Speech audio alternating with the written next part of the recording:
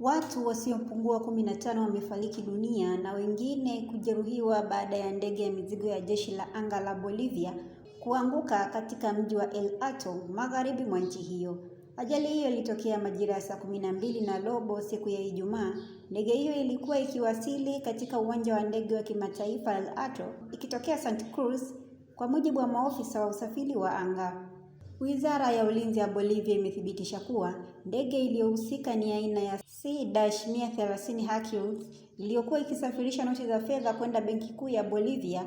Kamanda wa jeshi la anga Sergio Rora amesema watu 8 walikuwa ndani ya ndege hiyo, wakiwemo wahudumu wa mizigo na marubani.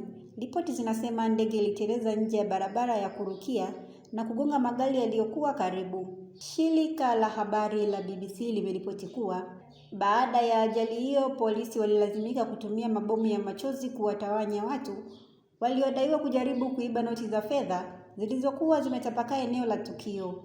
Video zilisambaa zikionyesha watu wakikimbia, huku maofisa wa polisi wakiwa wamejipanga kwa ngao kudhibiti hali hiyo. Baadhi ya watu walionekana wakirusha mawe katika vurugu hizo.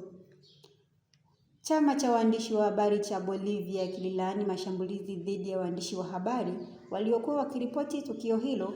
Katika taarifa yake, chama hicho kilisema kuwa baadhi ya watu walishambulia vyombo vya habari kwa fujo wakijaribu kupora fedha. Gari la matangazo la moja kwa moja lililengwa moja kwa moja na wanahabari kadhaa walijeruhiwa vibaya kwa kupigwa mawe. Shirika la habari la serikali ya Bolivia liliripoti kuwa watu wasiopungua 12 walikamatwa kwa tuhuma za kuiba noti hizo, huku waziri wa ulinzi Marcelo Salinas alionya kuwa fedha hizo hazina thamani ya kisheria kwa kuwa hazikuwa zimetolewa rasmi na benki kuu wala hazina namba za usajili, na kusema kuwa yeyote atakayejaribu kuzitumia atakuwa ametenda kosa la jinai. Wizara ya afya ya Bolivia ilisema kuwa watu 31 walijeruhiwa katika ajali hiyo na kutoa wito wa haraka wa uchangiaji damu, huku uwanja wa ndege wa El Alto ukifungwa kwa muda wa kufuatia tukio hilo, huku uchunguzi ukiendelea kubaini chanzo cha ajali hiyo.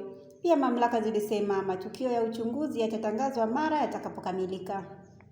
Shuhuda mmoja aliambia shirika la habari la Reuters kuwa dada yake alijeruhiwa baada ya tairi ya ndege kuangukia gari alilokuwa wakati wa ajali. Walimkimbiza hospitalini mara moja kwa matibabu baada ya kuumia kichwani kutokana na athari ya tukio hilo. Magari kadhaa yaliharibiwa vibaya katika eneo la ajali.